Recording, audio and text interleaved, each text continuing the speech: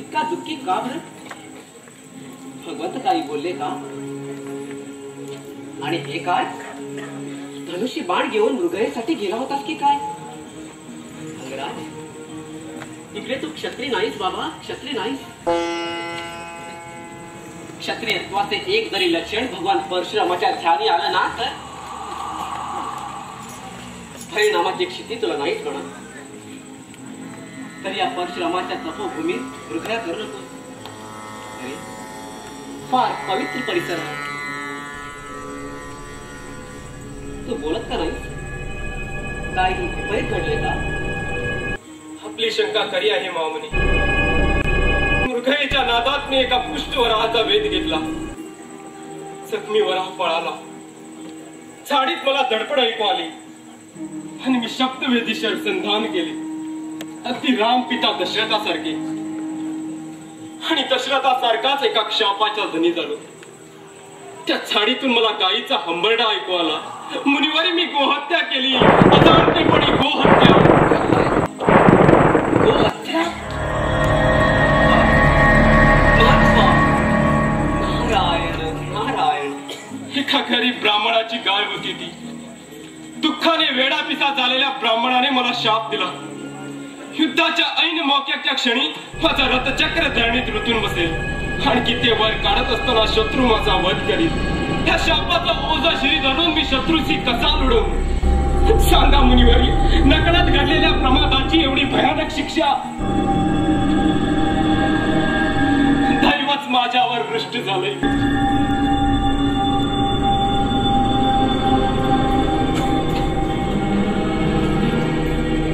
नारायण नारायण. बालपणापासून नियतीच्या थपडा खाणाऱ्या करणा, नियती तुझ्या नशिबी सुख लिहायला विसरली का? अरे स्वतःला सावर. अरे हलाहल पचविणाऱ्या महादेवाच्या जात कुळीचा तू असं अचानक का करावावं? नियती की भगवंत देवेंद्राला हे घडवून आणले? देवाची लीला अगाधच म्हणायला हवी. नारायण नारायण. तुला ब्रह्मास्त्राचे मंत्र शिकून लावले. आता मन एकाग्र.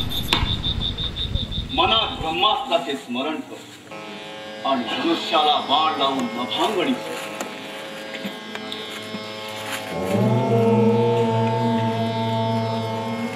ब्रह्मार्पणं ब्रह्महवे ब्रह्माणो ब्रह्मणाहुतं ब्रह्मैव तेन गन्तव्यं ब्रह्मकर्मसमाधिना.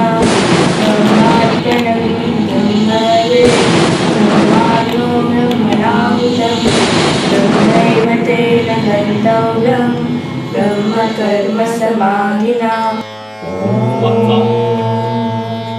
ब्रह्मांडाचे दर्शन झाले ना? होय गुरुदेव, आज कृतार्थ झालो मी. आपल्या चरणी लीन आहे मी गुरुदेव. वैकटना, तुझी अभ्यासातली चिकाटी, मनाची एकाग्रता आणि गुरुसेवा आज ब्रह्मास्त्र संपादनाने सार्थकी झाली. ब्रह्मास्त्र धारण करणे महत् कठीण कर.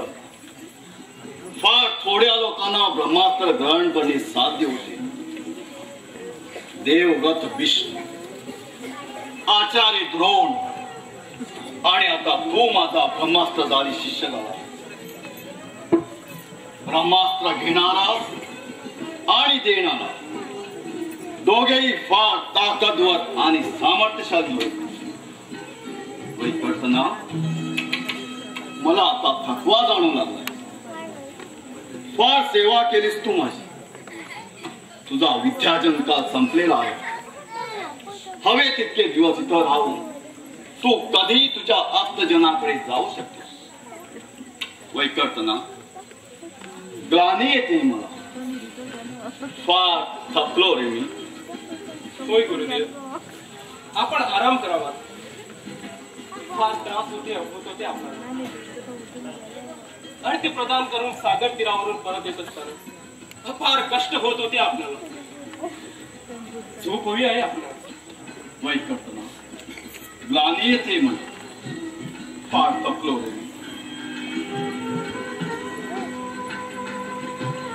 थांबा, दरबासन घालू नको.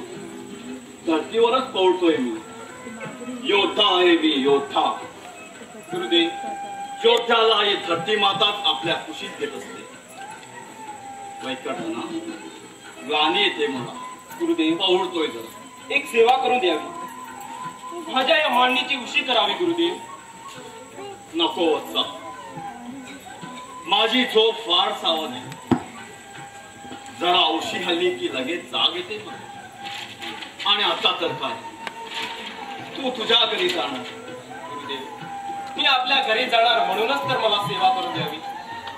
गुरुदेव, काहीही झालं तरी मी हलणार नाही. निश्चल राहील पाषाणागत. गुरुदेव, आपण निर्दिष्टपणे निद्रास्त व्हावे. ठीक आहे, जशी तुझी